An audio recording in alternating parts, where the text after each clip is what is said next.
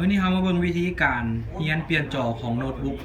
ทุกรุ่นเนาะจากทางศูนย์มาสเตอร์ที่สังเกตบรรยากาศในการเรียนเนาะ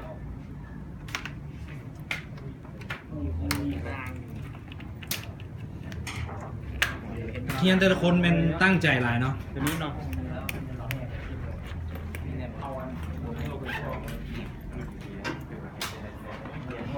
เอาไปเราลง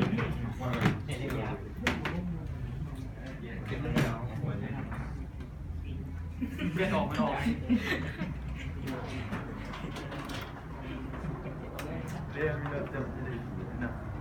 บรรยากาศในการเรียนตัวจริงเนาะนักเรียนจะได้เรียนรู้เกี่ยวกับขนาดของจอว่าจอโน้ตบุ๊กมีจักรุ่นพร้อมด้วยราคาทรงราคาหน้าห้านผู้ใดต้องการเรียนติดต่อเข้ามาได้เนาะที่ศูนย์ฝึกอบรมมาสเตอร์ไอทีเบอร์โทรศัพท์แมน020 984 939